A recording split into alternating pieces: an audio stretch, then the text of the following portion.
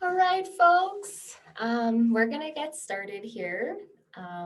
It's great to see you all here virtually, and as you can see, we've got some folks participating in Inuvik Northwest Territories and calling in. But I'm just going to do a really quick introduction of myself. My name is Alyssa Carpenter. I'm born and raised in the Western Arctic region between Inuvik and Sax Harbor. I'm Inuvialuit, Gwich'in, and Dene. I'm participating remotely in supporting our Western Arctic Youth Collective team from Whitehorse, Yukon on the traditional territory of Kwanlin and Juhan First Nation. This has been my home for the last few years. My heart is in my home region, though, where our team is based. So the Western Arctic Youth Collective, we were asked to help organize this event, this local to global event. And these key themes around wellness, mental health, life promotion, cultural identity, community empowerment, and the youth leading that and sharing that from their own perspective. I'm very close to not calling myself a youth. That's why I'm here moderating. But I'm so grateful to see and hear, hopefully from faces and individuals that I know. And where we started also building upon all these virtual panels, presentations, we're with Project Creates.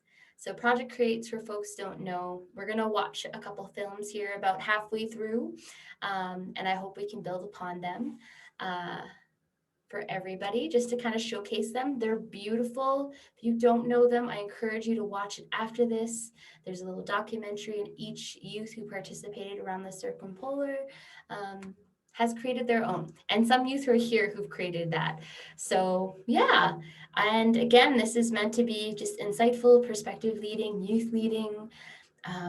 This is your chance to really share as comfortable as you would like to be and as vulnerable as you like to be.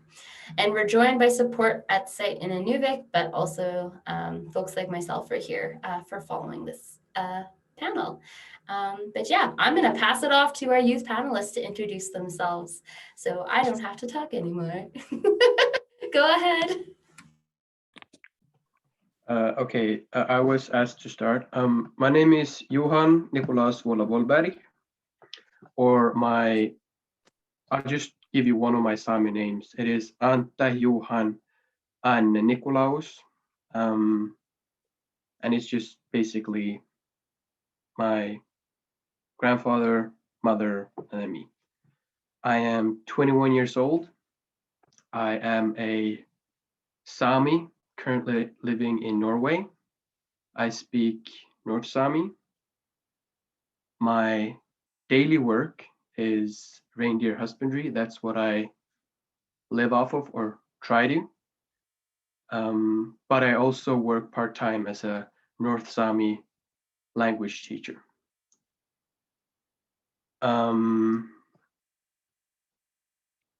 Mental wellness to me is just all about finding that balance and feeling connected to my ancestors.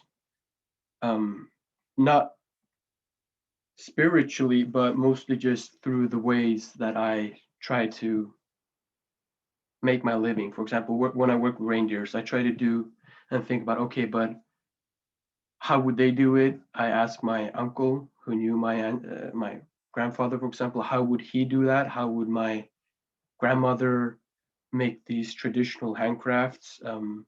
How would we smoke our meat? Why do we smoke or preserve our food the way we do? Why do we go out and collect foods during the times when we do it?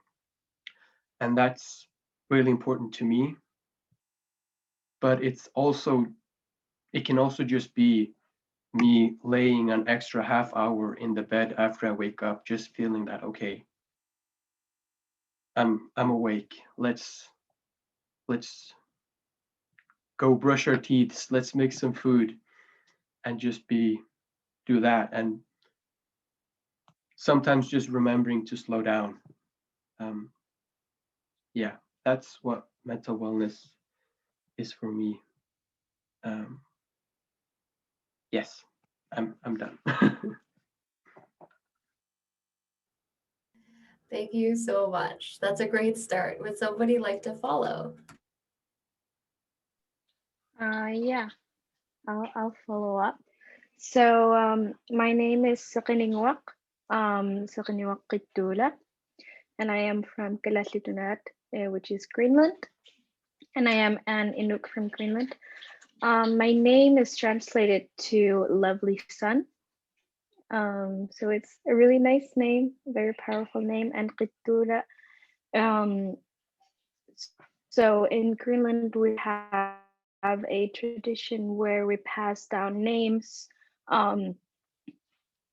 So yeah, essentially, long story short, Qitura comes from my great-great-grandmother, because I was born on the exact date that she died. So that's a very nice tradition. So in my free time, I am an artist.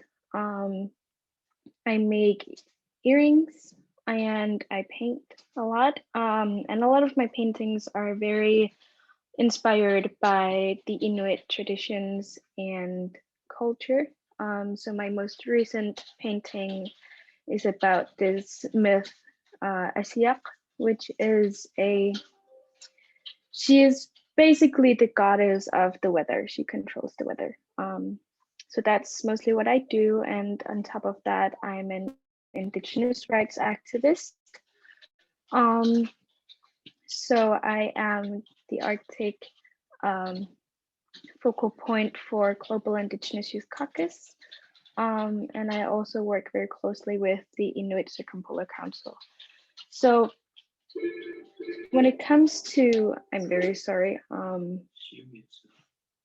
am in an office, but yeah, so wellness comes in a lot of ways. There are so many ways of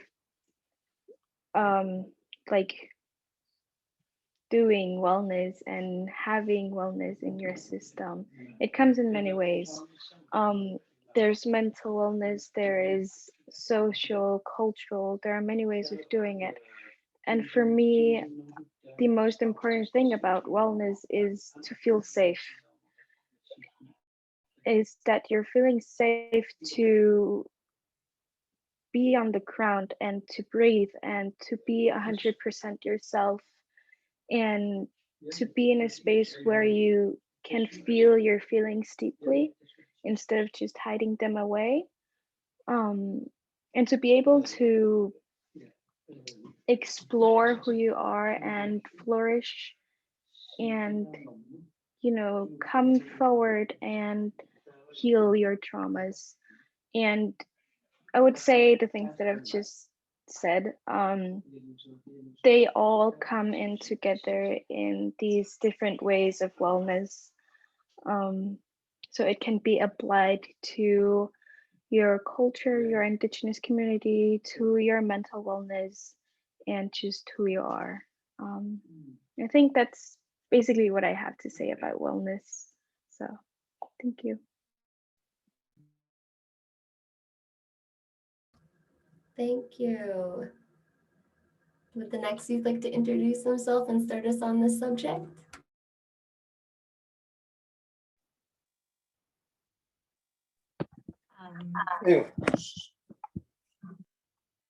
Hi, I think I'm next. I hope you can all hear me. I'm Katrania Kuhnert. You can call me Kata.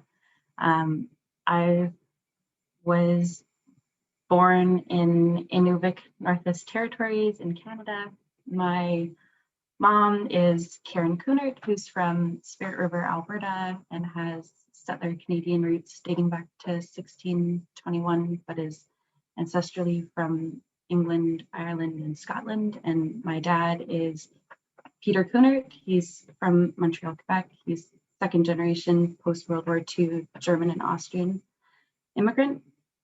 My family moved from Inuvik to Waterloo, Ontario when I was 3, and I was raised on Haudenosaunee, Anishinaabe, and Neutral Peoples territory. I did my school at McGill University on Qininqahaga territory in Montreal, Quebec on Indigenous approaches to climate change adaptation at the intersections of climate change, food sovereignty, wildlife ecology, and Indigenous-led conservation. And through that and other things, I had the opportunity to continue my education, learning in community in different regions of the circumpolar north, talking about climate change, decolonizing, indigenization, and so that included places like Storforsen in Sapmi, Gigekdarsuak in Umanak in Keslalitnunat, Mitimatelik in Nunavut, East Main in ESG, Tuleda in Satudenenene, and Gangiksokenkujuak in Nunavik. So it's been really a privilege to learn from different communities across the circumpolar north, and I try and bring the knowledge that people shared and the relationships that we built into my life and work, which I try and approach with like a foundation in land-based and traditional knowledge.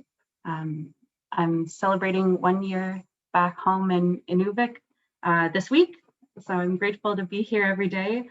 I currently work in GIS and environmental monitoring. I'm learning to be a drone pilot for assessing kind of the impacts of climate change on permafrost landscapes, but I'm also reconnecting with old friends in the community in the land and waters in the Beaufort Delta region, working on my land skills, fishing, net fishing, jiggling, harvesting plants, and picking berries, building relationships with animals, and working on my creative skills, my skin sewing, machine sewing, beading, drawing, painting, cooking, and I'm learning Umakmiuntin dialect of Inuvialuktun. So those things ground my mental health and wellness. I'm passionate about community-driven revitalization, resilience, rematriation, and relationality. And I think that those things that feed your spirit, feed my spirit, are a foundation of mental wellness for me. And I also think that mental wellness looks like community advocacy. It looks like combating colonial capitalist systems. It looks like reclaiming traditional systems and revitalizing them for our current context. And it looks like supporting youth and connecting with elders to build that foundation of hope so that we can have strong futures that bring out the best of us, but also that uplift people's spirits with the things about them that are strong and helps us to help each other carry the things that are challenging. And I really liked what Seqininnguaq said about feeling your feelings deeply. I think that it's a privilege to bring your emotions to the land, because when you have struggles, the land can help you carry them. So that's what I had to say. Thanks.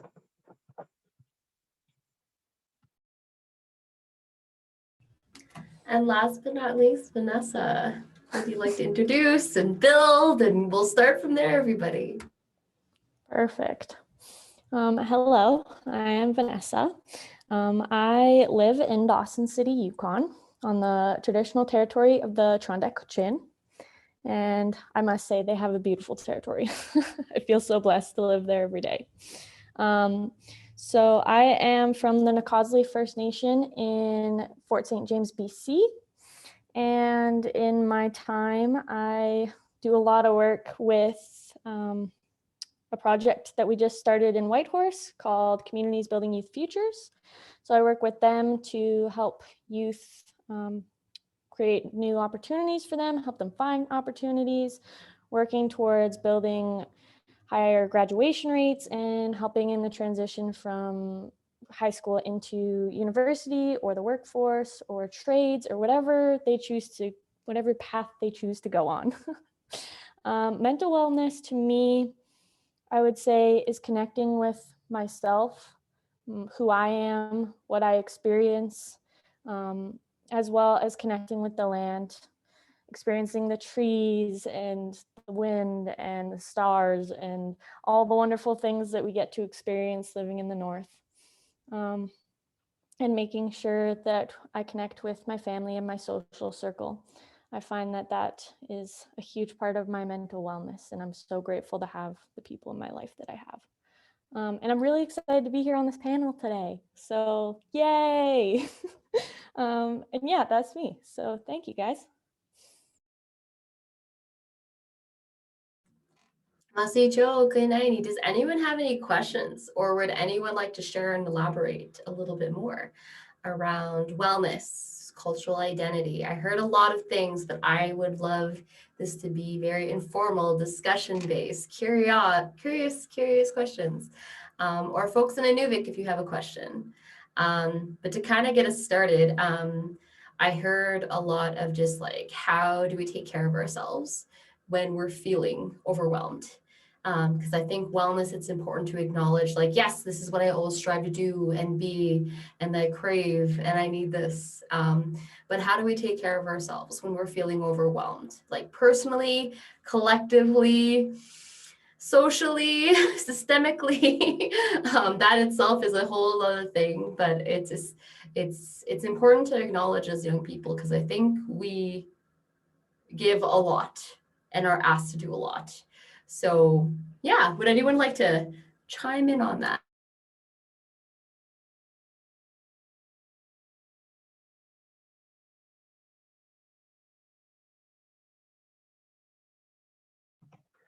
I think socially, or just sometimes when I feel overwhelmed, I'm an apprentice, ranger herder apprentice, and my first year, I just thought, like, there's no way I can do this, and I constantly, I think now I can admit that I escaped. I went to my friends, I went to other places just to, like, for a long weekend, 4 or 5 days, and just not have to think about it, because I think I had a lot of, not necessarily trauma, but I had high expectations of me, and I thought that others also had very high expectations of me. And when I didn't meet those expectations, I would feel overwhelmed. And the best way I could handle it back then was just go to a good friends and hang out with them for a couple of days, or go home to my parents and make them take care of me when I was a little, like I was a little baby. But I also, but now that I've grown, I feel I don't have that feeling of I need to escape. I have now more the need to slow down, because the only thing that overwhelms me nowadays is the rate of the world and how it changes and what happens. I feel like when I try to do traditional stuff, for example, go berry picking, I have this internal battle. Okay, I know it's going to take a long while, but I don't want it to take 4 hours. I want it to take 1 hour. I want to have 100 liters of berries in 1 hour. So I just try to slow down. And hopefully I answered the question somewhat.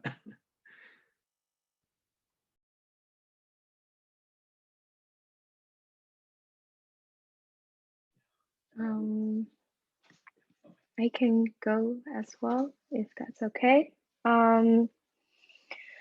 So I mean, I do agree on the part of feeling like you have a lot of responsibility and that people are like expecting a lot from you. I've definitely suffered from that for a long time.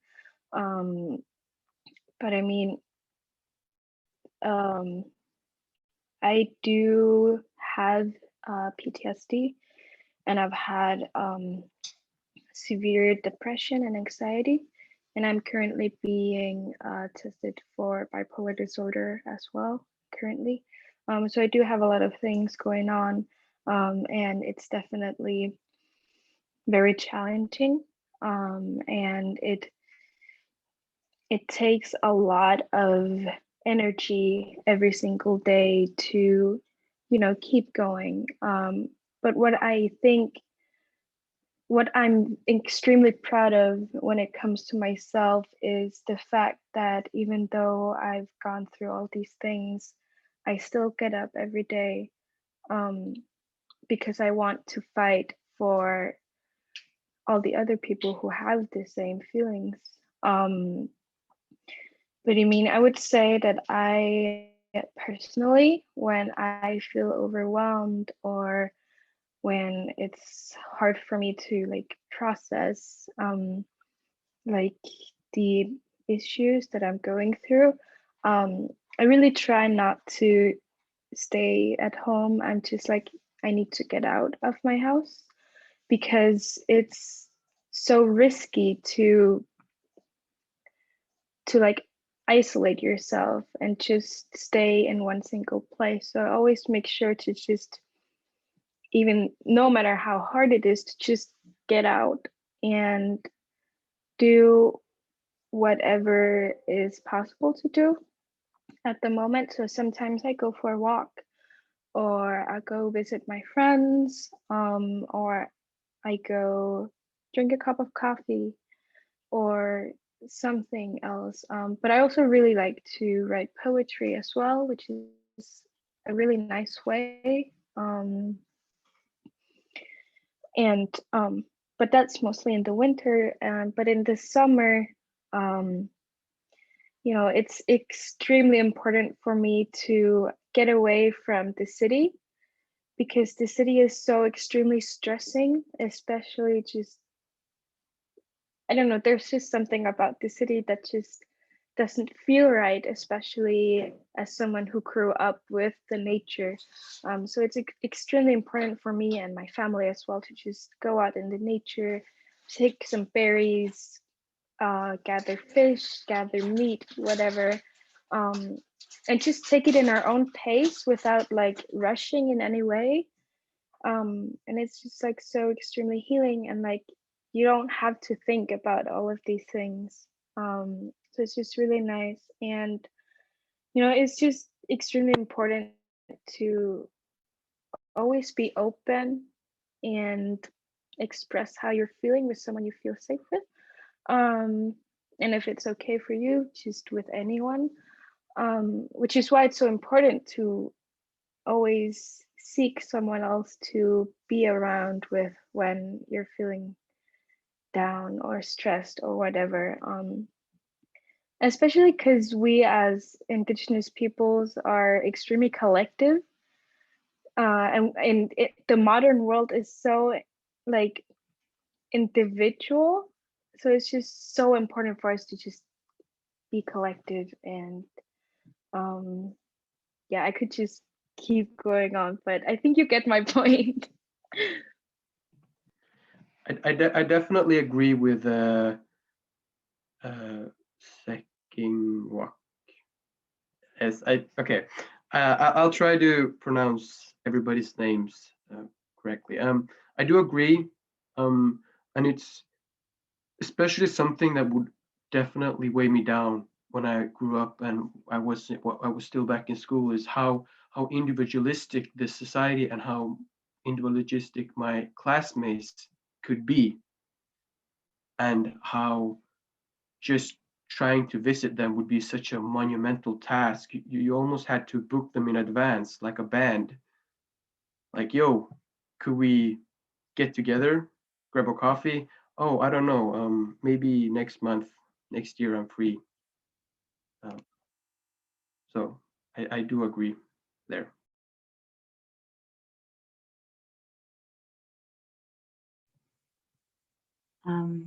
I will also weigh in. I really appreciated what Seqininnguaq and Nikolaus are saying, because I think it is important to recognize that the pressure that So like for positionality's sake, like I will just clarify that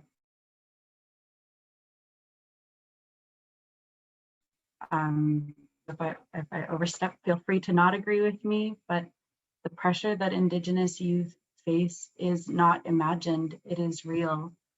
Like the living in a system that is designed through colonial constructs creates barriers like a sense of urgency, which is not natural to like the concept of time we're functioning under doesn't come from this land. It doesn't come from the sun that follows its own cycle or the moon that follows its own cycle. Like we're working against natural systems when you impose like a colonial concept of time on people who are living here. Like I heard once that like colonization is the destruction of relationships with yourself and your family and your community and the land. And then in response, like working to build strong, loving, caring relationships with ourselves and our families and our communities and the land and the water, in opposition to those really extractive systems that want to take from you, take from the land, take from the water, that are established under like colonial capitalism. Like creating those strong relationships, even within that context of that pressure, is how we support youth mental health. And when we put young Indigenous people, young leaders, into positions of advocacy or of leadership, then we have to also create systems of support so we don't put people out in like public and demanding roles without supporting them in who they are as people and in who they are in their communities. Because when we're so connected in our communities, we really feel the loss when someone is struggling. You can feel it with an urgency. So that's my piece. Yeah, I totally agree with what everybody is saying. And when Alyssa mentioned systemic kind of pressures, it really kind of resonated with me, because everywhere I go, everywhere I see, like right now I'm in a city and I look around and there's these tall buildings and there's pollution in the air. And I'm very like living in Dawson City and then coming to the city, it really makes you like realize what we have in the North and how we respect the land and the water and each other. And seeing all these big box stores full of like stuff that we probably won't even use all of in our lifetime is just ridiculous to see. And you see like there's less trees, there's less clean waters and streams around, and I'm just confused. Like I'm looking around and I'm like, where am I? What is this world that we're in? And it's just so different to see like the way that Indigenous people live in the North and the great, amazing things that we have access to, compared to the colonial world where these cities are just full of things that aren't traditional for us to see and experience. And it kind of just takes a little piece of me every time I see it. It's just like, oh, that just really affects me in a way. I don't know if that makes sense. But yeah, so like talking about systemic things and seeing what's around us is just such a different experience. And I feel like it definitely impacts my well-being depending on where I am and how long I stay. It makes me miss the land and the traditions and going berry picking and seeing the Northern Lights and like all these amazing things that we get to experience. So yeah, that was kind of just my piece. Thank you.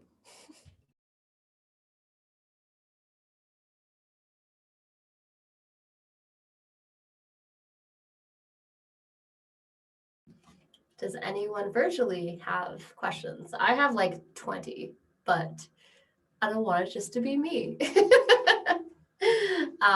Of things that are shared I think this group is very willing, from what I've heard already, to open personally a little bit here, and also just like what the experiences that you are associated with, and whether you get to speak a lot for things or participate in youth-focused groups, events, programs, from someone who organizes. All that you've echoed on a little bit here is very valid. That's why we wanted to bring these experiences and do things like this. Oh, I got a question. I want to know what it's like socially for you in your community. Since, yeah, that's a great question, because everyone's like, we're a good representation here. Do you find that you have to connect more with youth outside your community that are at your level? Interesting. Would anyone like to go first?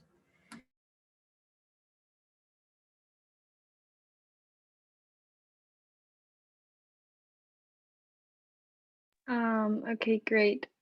So, I mean, for me personally, it's very hard socially in my community because, you know, my community is not that aware of our indigeneity yet. So we've, you know, the way that we've been colonized is to assimilate us to the Danish culture, you know, making us more like the Danes. So a lot of people here don't even know that they're indigenous.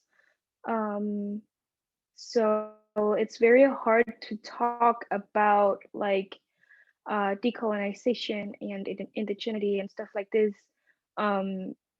when a lot of the people you're talking to don't understand what you mean. And I mean, there are a lot of people who also just look at me weird sometimes for going full on with like the indigenous theme with my traditional tattoos and earrings and the way I express myself. And I've had a lot of like people who have gone against me, especially the elders here in my community, because they're the ones that are the most assimilated to the Danish culture. So in my community in Greenland, we don't really have elders to talk about culture because they don't know these things, and in their eyes, like the indigenous part of Greenland is, you know, like on the bottom of the hierarchy, and it's just not something you want to be in their eyes. So I definitely do, like most of my friends are people who understand this and are so much older than I am. People have gone through the process of decolonizing their minds. And also like so many of my friends are outside of Greenland because like I said, pretty much no one understands here. So it's been very lonely here during COVID, where I can't travel and meet my friends.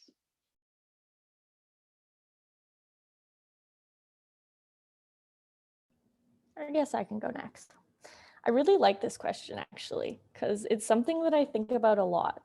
Because living where I live, we have a very small community, very small school that I like to put quotations around it because I think it's funny. My education is funny.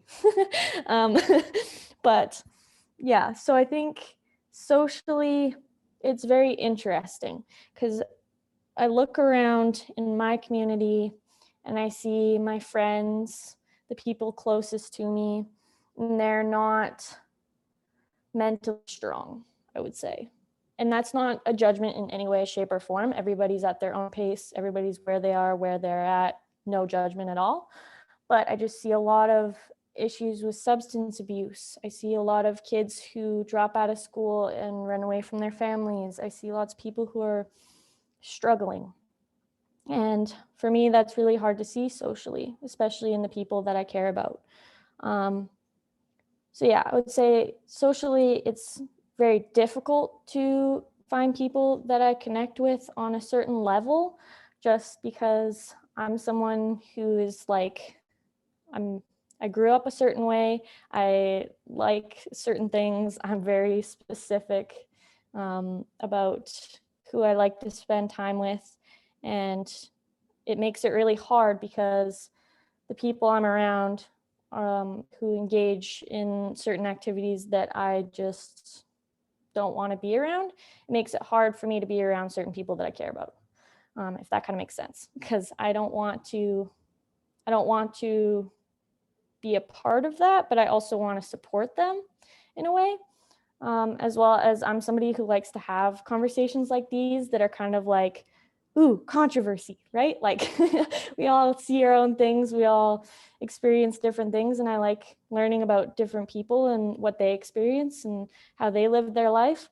So, and that's not something that everybody is interested in or are at that level to understand certain concepts. So I would say that it's a little bit difficult to connect with certain people in my community, but it's not impossible. It's nice to live in a place where people kind of just like come and go. So they come for a couple years and then they kind of go. So then you get new people, and everybody experiences different things and has seen different things and has different understanding of different concepts. So I like that about where I live.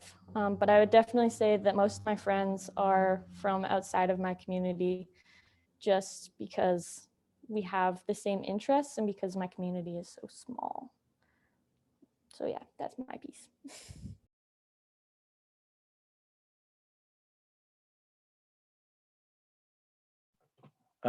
I can go next. I've definitely done the same thing that Vanessa is doing. I really enjoy having conversations with people, and I've one summer I asked my cousins the same question, and then I went around my community, and I didn't say who said them, but I brought, oh, I've been told this is a way of looking at this issue. What do you think? And then I would take that answer and go around and learn. And I'm definitely a person who loves to learn. My mother almost, I'm pretty sure she thinks that I have an unhealthy obsession almost, because I don't do anything with my supposed knowledge.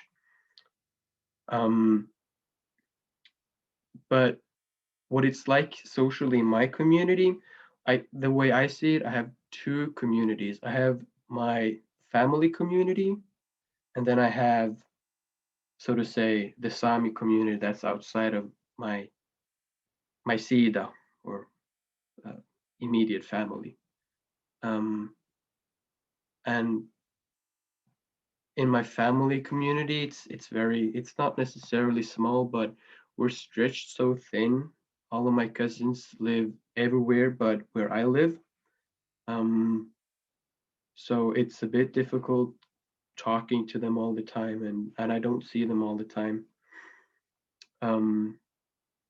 But the other community, the larger community, I find it a bit hard to always connect with them, because the supposed way a young reindeer herder should be very tough, and I think that a lot of people that I know of have traumatic experiences regarding reindeer husbandry, and some of them, and substance abuse is very common, but it's more common among the older generation though, but it's prevalent in my age group too.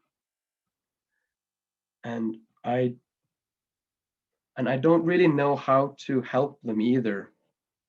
So, and I think that's why I have a hard time connecting with other young male reindeer herders. I don't know how to help them. I don't know what to say. I don't know I don't know what to do, and then I do the worst thing imaginable, really. I don't necessarily disassociate, but I don't know what to do, so I just stand there like an bystander. And it's, now that I'm saying it out loud, like, geez, what kind of a person am I? But I do try to help them the way I know, and that's to talk. But not everybody wants to talk, and not everybody wants to be vulnerable. And my best friend, he's going through a breakup, and I'm so mad at his ex-partner because it was the stupidest reason, and I know he's hurting, and I've said that we can't talk about it, but he's not talking about it, and I don't know what to do. The only thing I can really do is just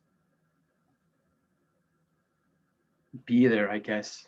But it sucks seeing other people hurting and not being able to do anything. Yeah, I just So- want to acknowledge that Mhm. that was something we heard in some of our previous panels, especially around young men, is how do we support our young men in our communities? Just anyone really, but that was specifically noted because from someone who works a lot with youth and even someone who's been in a very committed relationship for a very long time, it's very hard for men to open up about mental health. So I just want to applaud you and thank you for being here and sharing that and trying to be like, how do I do this? How do I relate to my peers where it's hard to connect or relate sometimes? I'm very introverted, so I'm like, it's very hard for me to relate in a very social job, but I try. I know it's important, and it's important to share and be vulnerable. But I also know that it's where was I going with this? I had a point. Sorry. It's just, I hear that from young men a lot. And for someone who also doesn't drink, I chose not to because I was raised around addictions. I noticed being like, okay, I see the unhealthy coping developing in myself where I'm like, I'm going to stop now. Like I was having fun, but I was like, I'm going to stop now because I know I've seen people cope with alcohol and drugs and other really unhealthy coping. And it's, I wanted that to be different, especially now that I'm a mom.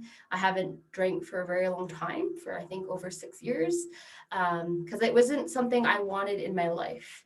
And it's hard to relate to other people because alcohol, especially in individualistic communities or non-Indigenous kind of like spaces, is alcohol is used very socially. But in our Indigenous communities, it's not seen as that way, which is very commonly. But it's hard to relate to folks who don't do that. Like, so I related to that.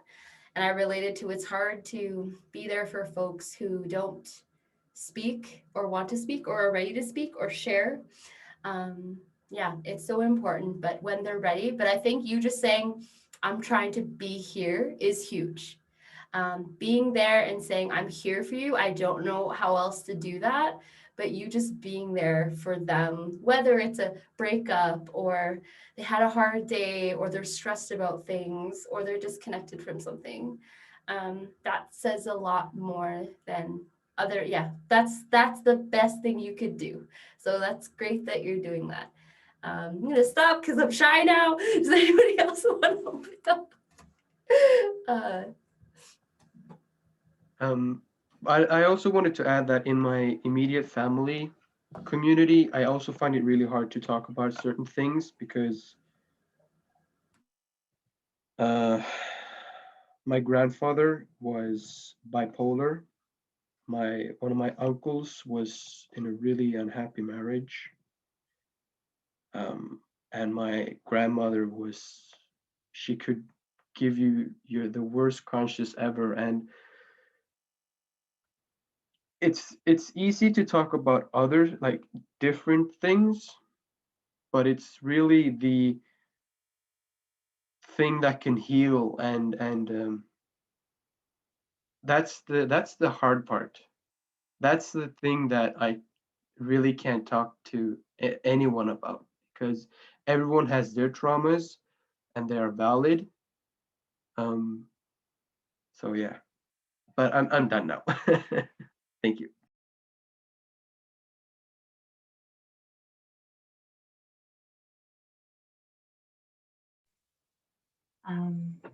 I was gonna say that my mom like introduced me to the idea of accompaniment, which is just like the idea that like you don't have to take on other people's struggles, but you can accompany them in holding them, and as they're working through it, you can bear witness to that. And it really makes a difference to have someone like bear witness to what you're doing, to like to see you and hold you in the struggles, but then to celebrate when there's wins.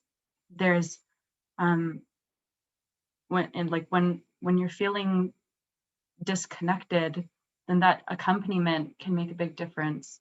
And so, but you also don't have to sacrifice your own wellness to accompany someone else. So I think I see you, Nikolaus, with all the balance you're trying to find there. And I was going to add that for myself and thinking about community, I feel bolstered and inspired by a wide community of youth across the North who are doing this kind of work and thinking about these things and approaching it in different ways, because it gives me ideas for things that might be helpful for my community. And so I was thinking about one of my friends, when he had his daughter, he was looking at her and he was like, I want her to be raised in a world where she's safe and empowered. And I have to work on myself as a man in my community and the culture that I see around me with men in my community, so that I feel like she'll grow up safe and strong and powerful and be able to make mistakes and be forgiven for them. And so he started like a men's group in his community where men could come together and in kind of closed space be like risk to be vulnerable in those ways, which it's hard to do. So I think that there's all of these really powerful things that can come when people from like people want to talk about the North as if it's like we're all remote from each other, but I feel like we're so close to each other. Like I know that geographically maybe we're far, but I don't forget that people used to travel so far distances to see each other because the love and the community was strong enough that was just so important. So now I think like 98% of Northerners are on Facebook. Like there's so much that we can do and see for each other, even if it's just like people post about it and then you say, hey, can I use that idea in my region?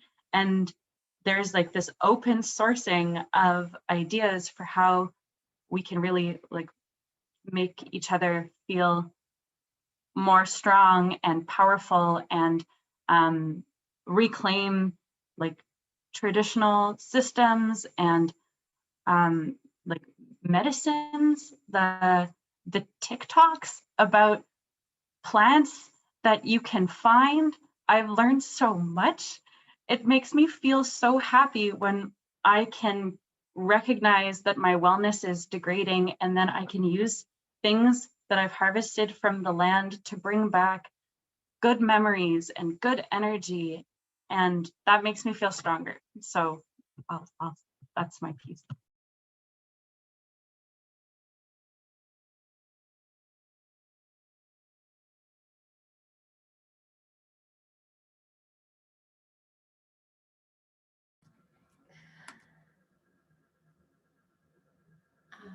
Would anyone else like to build upon that? I think there's some questions in the chat if you would like to answer some of them.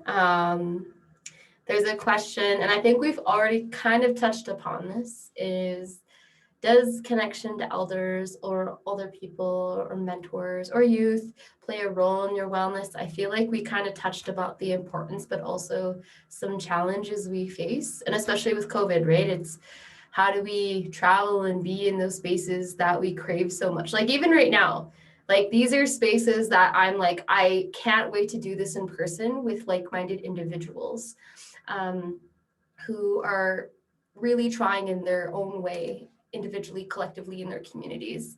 And how we can even though we're so far apart, we can relate to each other in little ways, which I think we were just kind of echoing there. It's amazing. And I don't experience that in many spaces that I've been in. Yeah, go Nicholas.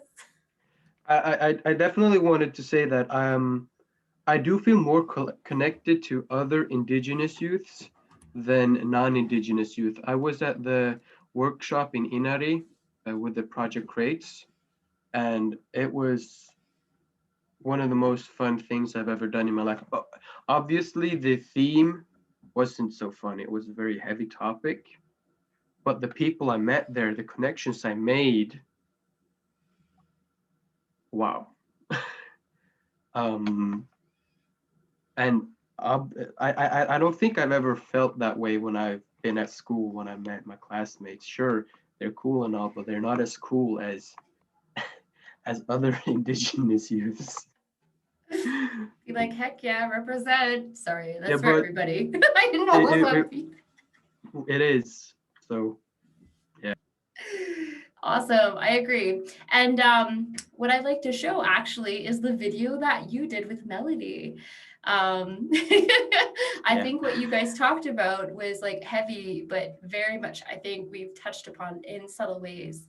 And then I have two more videos, one from Greenland and one from another youth who participated, JC, that I'm just gonna show by sharing my screen here. So just give me a moment.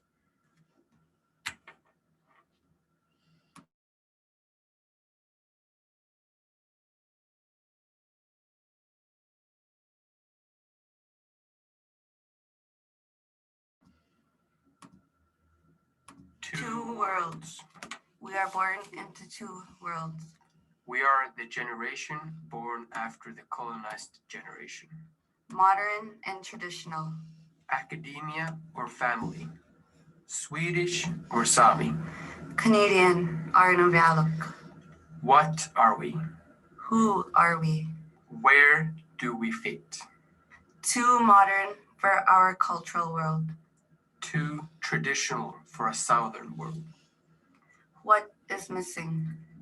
It feels like a piece is missing. In my Swedish identity, in my Sami identity. In my Canadian identity. In my Inuvik identity.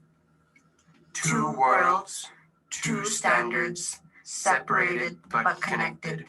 Disconnected. Connected. A cultural teacher in one world.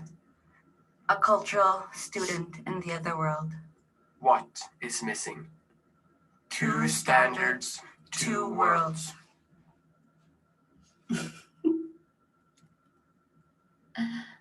There's one, and then here's one made by JC, who is our project director. Gwich'in Couhnert,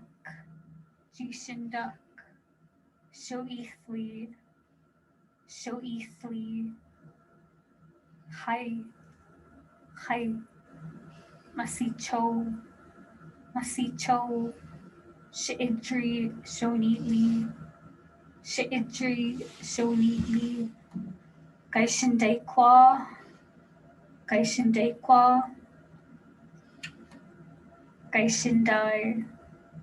Couhnert. We are the Caribou people. My heart is half a caribou. Since time immemorial, we have followed the caribou, depending on it for survival, our clothing, our food, our shelter. My heart is half a caribou because I could not exist without the caribou, and the caribou could not exist without me. I wanted to tell a story about the stigma around mental health, how we don't talk about it, the silence. I wanted to talk about social issues, alcoholism, suicide, substance abuse. But instead, I will tell another story, a story of my juju. My grandma Hagen was a Indian residential school survivor, although I don't know what she went through, if it was good or bad. She lost her first child to influenza. Being in the bush, there were no doctors or healthcare professionals around. She raised 10 children as a single mother and stopped them from going to Indian residential schools. She didn't trust them no matter how many times they knocked on her door, saying they will help her feed, clothe, and keep her children warm. Of all that my grandmother has survived and what she would say and how she got through it, I believe that she would say love helped her survive. The love of her children, the love of her family, and the love of her grandchildren to be. This is my grandmother's legacy of what she's given me through intergenerational trauma. I'm able to stand here today and be a strong Indigenous Gwich'in woman.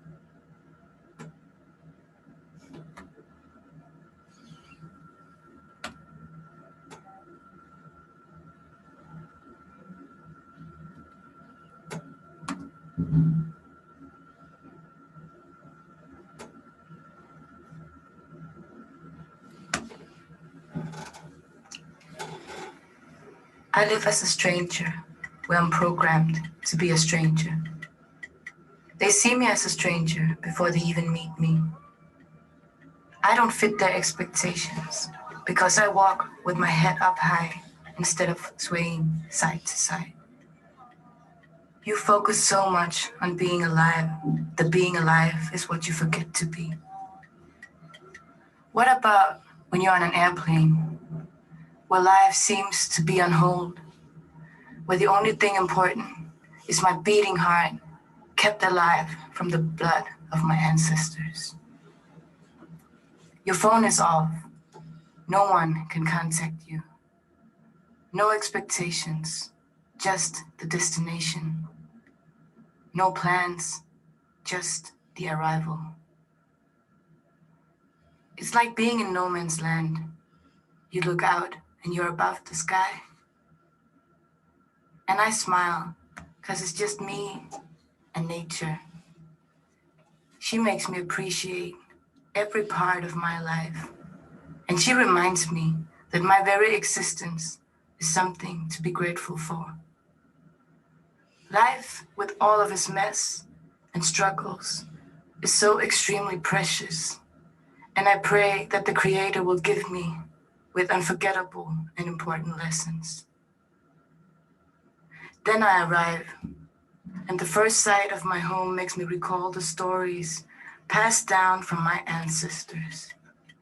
I feel the culture that survived centuries of colonizations and trauma. I too will survive because I feel the life of my mother tongue, the me in it, the us in it. I feel the words from old times speaking to me in the now.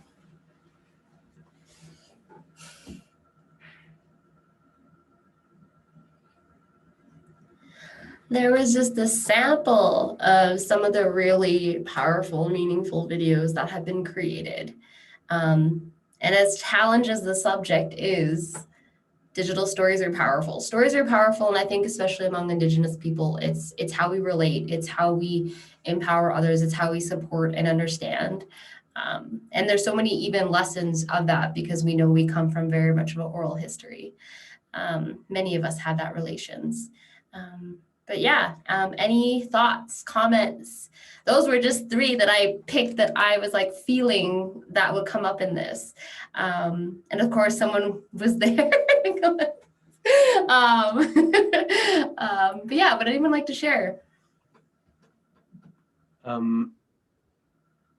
Those three people, Ivana Olsen and Akka Niviana, and JC. They are super cool people, and they when we talked, when we had these group meetings, yeah. And I just want to say that if any one of you know these people, you're most welcome to send very warm and kind regards from me. It's a yeah, I would be very grateful. JC's listening in Inuvik right now. And then we can pass along the thanks that they've been shown too. But yeah, I see the link there. I would encourage folks to watch them. They're beautiful. And I hope more can be created because it's a program that I think should be supported long term.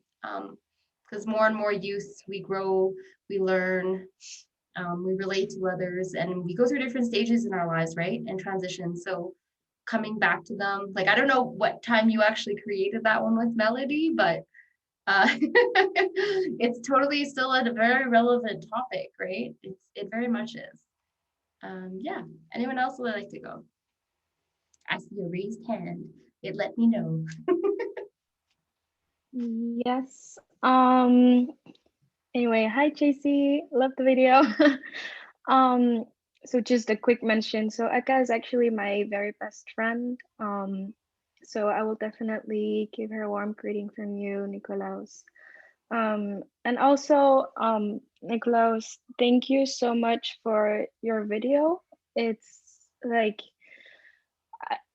I just, there is so much that I could see in myself, this feeling of like being way too indigenous for the academic world, but also being like too Western for the indigenous world, especially me,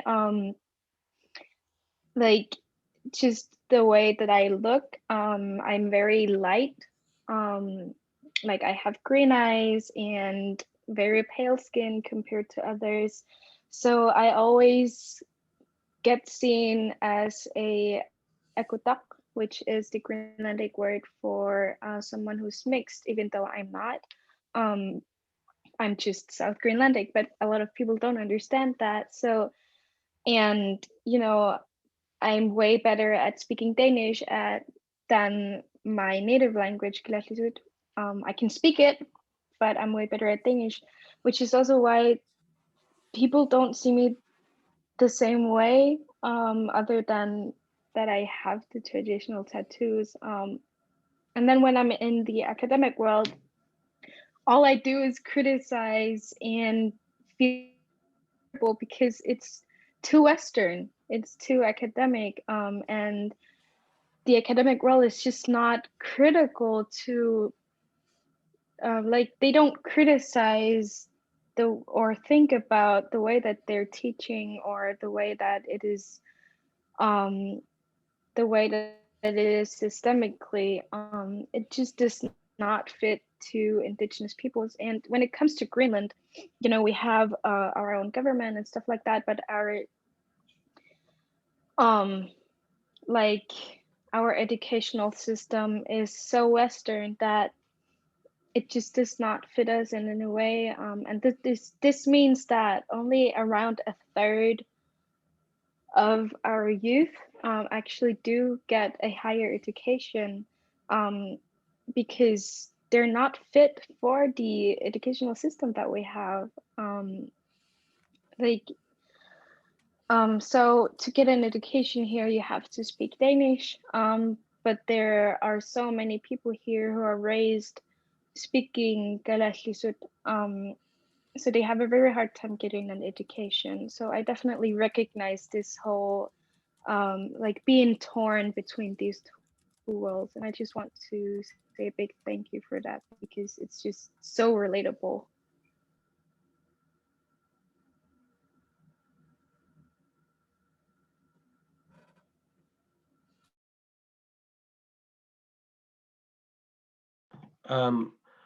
I have a question for Vanessa and Kara. Have you ever felt that you've had to choose between an education or your traditions? or traditional knowledge. Because Asla Holmberg made a video a couple of years ago where he talked about this, where the Norwegian and Finnish government were essentially making him choose: either you get the higher education that you want, or and lose your fishing rights, or you keep your fishing rights but you don't receive your higher education because there's no campus there where you live. And I've definitely felt that way. And I was wondering if you two have felt that or thought about that, or in any way, shape, or form. And I don't mean it as, oh, you have to. I just, genuine question.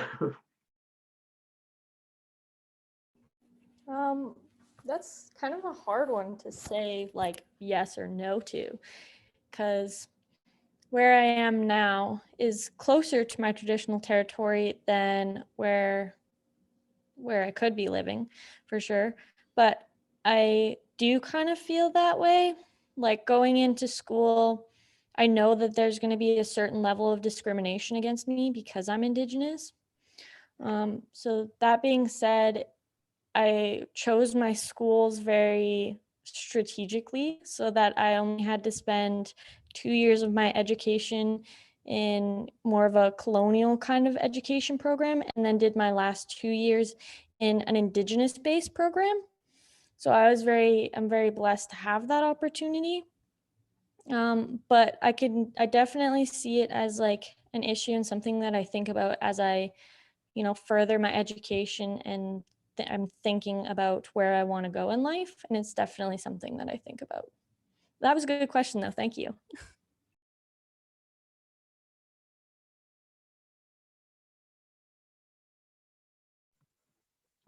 I can answer too. So I'll say again that so I am not Indigenous. I'm white, and I was born in Inuvik and then moved south with my family, and then have just recently come back. But I was raised to respect Indigenous leadership, and my parents always worked to have us around elders. So when I was living in Waterloo, Ontario, we would spend lots of time at Gwich'in Grand River Six Nations, which is a Haudenosaunee community, where it's actually one of the places where the Six Nations of the Haudenosaunee Confederacy, all Six Nations lived together. And so that was a different kind of education from elders from a different community, more.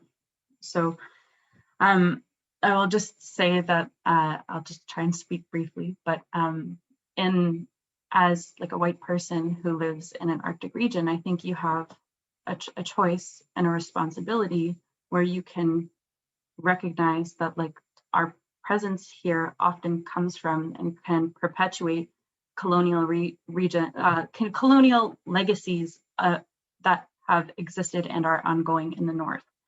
And we can either counter those legacies and open ourselves to community leadership and traditions, and divest power and privilege towards people who are doing that revitalizing work, or you can uphold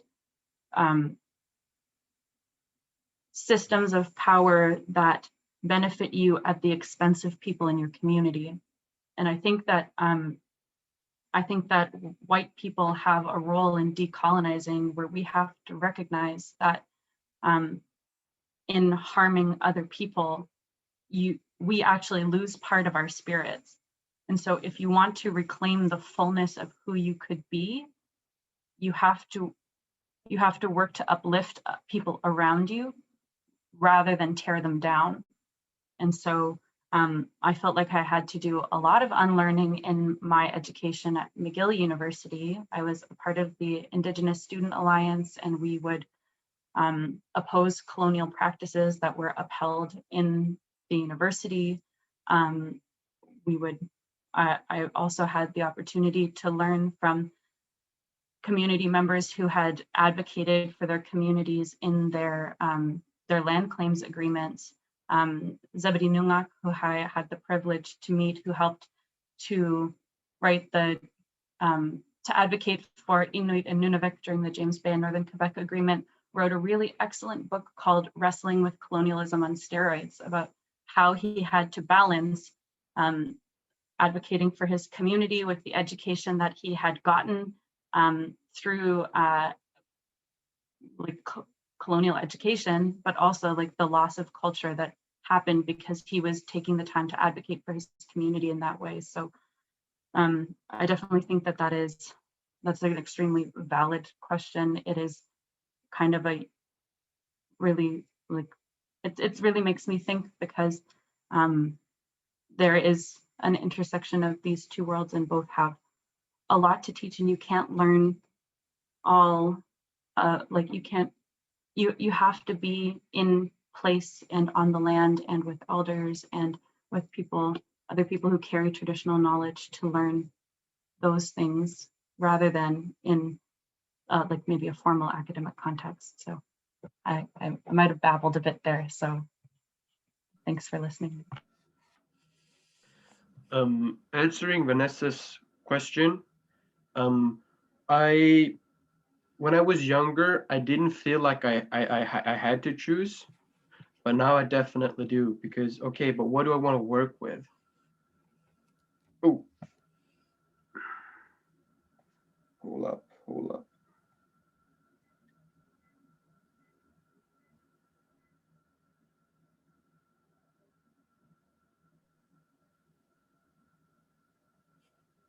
Is it better now? Oh, didn't even notice anything happened. Okay, sorry. It just Zoom told me I had a bad connection. Oh, But screw them. Sorry. I didn't feel like I had to choose, but now when I get older, I definitely feel like at some point I'm gonna have to choose. Do I want to continue try to make this traditional way? Do I want to make it work? And then if so, how am I gonna do it? Or do I want to kind of take the easy way out? Or it's not easy just because of that, but do I want to have a job? Do I want to have a stable job? Do I want to have money every month? And I did face discrimination during my high school, but the thing is, Swedish racism is very much like Canadian racism that I've seen on TikTok and on social media. It's very subtle. You don't realize that you've been discriminated against until much later. I had my principal who tell me, no, I'm not going to give you Sami lessons, because then I would have to give all the other students their Russian lessons or whatever language they wanted to study. And I was told that I was political because I talked about issues that concerned me. And I really had to choose between staying where I've always grown up, where my parents still live, to be a bit more openly discriminated against, or study at this very white school where I was the last multicultural person there. We had two Persians, but they left school after some accusations. At least one was accused of abuse, and the other one just left because he was the only person of color or visible color. And now that I think about it later, I definitely felt like I had to do this apprenticeship to prove to them that, you know what, my traditional knowledge has some worth too. What my uncle does every day, it serves a purpose. What my mom does when she makes handcrafts, there's value in that. And I've definitely, after high school, built up that way of thinking that, you know what I do matters. It doesn't, I don't have to save Sapmi I don't have to be the one, but I can be maybe someone who took the first step. And then somebody else takes 3 steps, and then I take another step. Or I can just enable somebody else. Maybe I already said that with different words. But yeah, you definitely face discrimination, and it's not just indigenous people either. The immigrants could also face discrimination because they talked funny or spoke Swedish with an accent. Oh, we have to imitate them so that they understand us. Pretty leaves a bad taste in my mouth, at least. So, yeah. I hope I answered your question.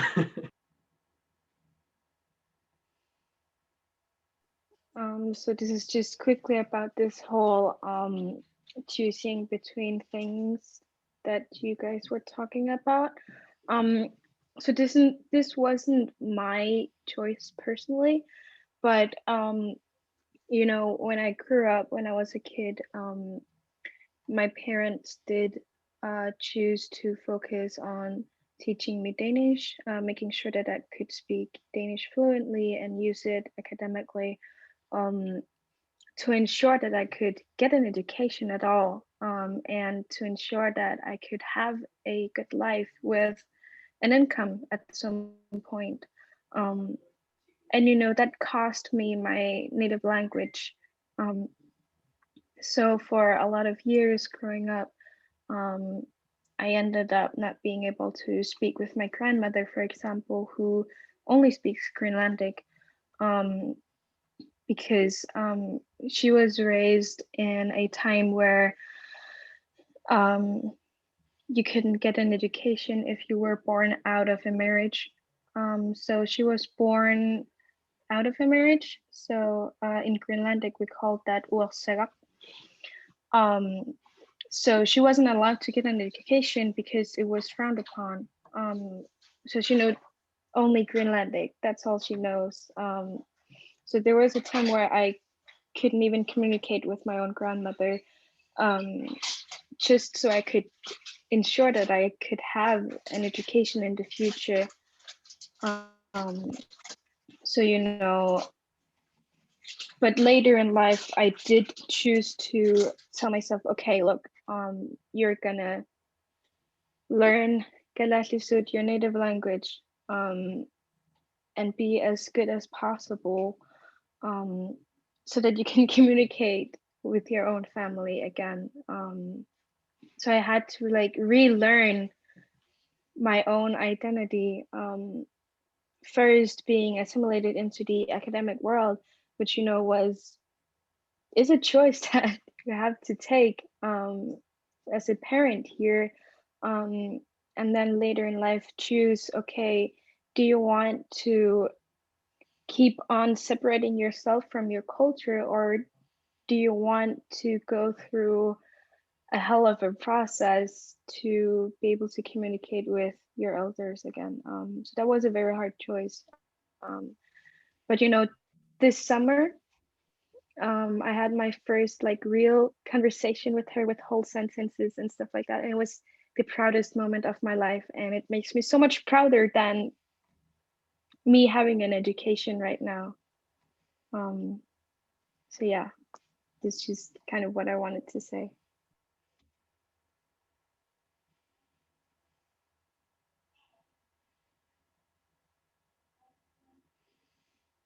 I relate so much to everyone, what we're really getting to, and I'm so sad it's almost over. Conversations like this, just thank you all for being so honest, and just really just echoing and building upon each other. It's and encouraging each other to do that and acknowledging and appreciating that. That's powerful in itself. And I relate to that. We touched upon this in other panels around imposter syndrome and what happens when you choose to pursue your education, especially in a Western context.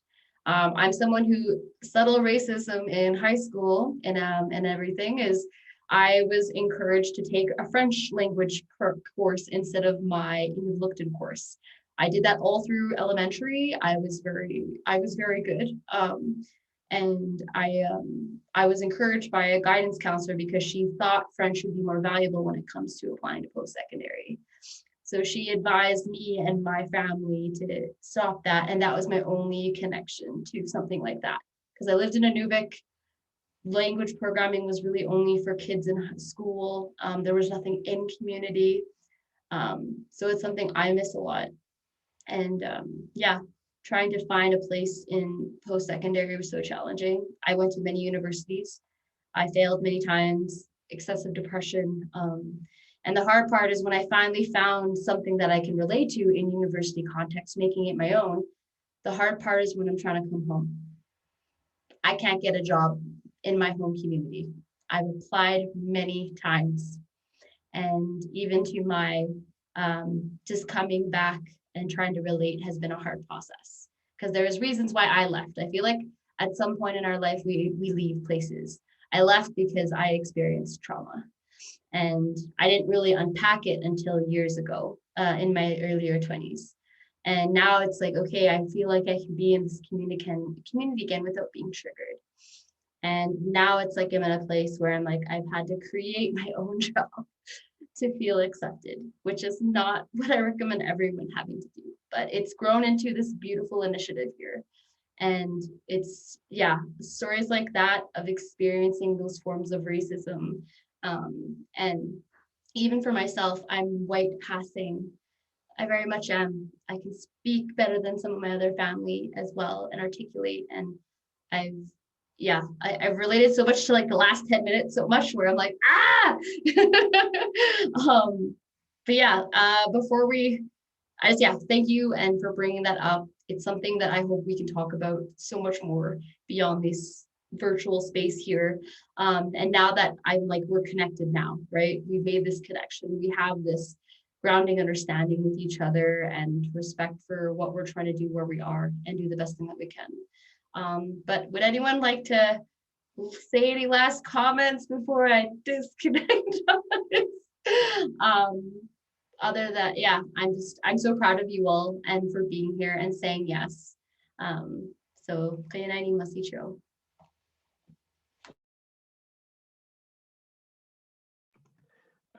I want to thank you for this panel. I want to thank every panel member for being here. I want to thank you for this opportunity and thank you for sharing your stories and being this open, and thank you for all the kind and supporting words that you've given me. And I'm definitely gonna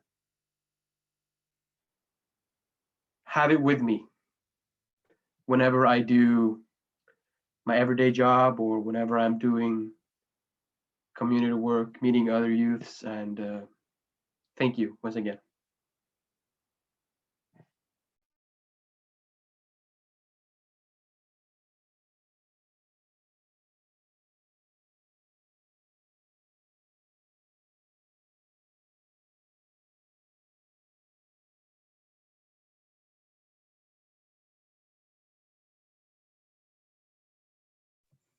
Alyssa, you were on mute if you were trying to say something, but I'll just say thank you for organizing and thank you to all of the speakers.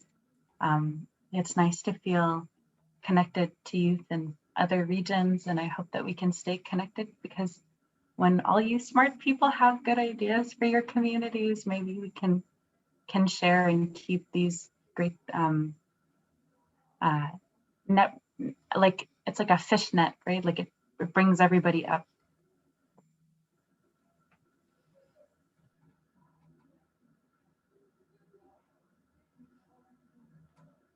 It's like you're playing, like Jeopardy song. If everybody knows what Jeopardy is. All right. Well, I'm seeing some reactions. I have a lot of love and appreciation for everyone here.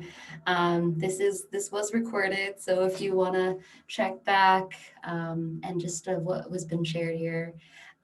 Yeah, thank you so much. We have one more virtual session with Tanshai Redvers, who co-founded We Matter. Another beautiful way of creating hope and stories and sharing, especially among Indigenous youth. So she's going to help us close off all this event with her presentation on suicide prevention versus life promotion. She's a powerhouse. She's from the north. She's two-spirited. She's deadly. So thank you so much. Everyone have a really great rest of your day. Do something for yourself today. Yeah, take care of yourself.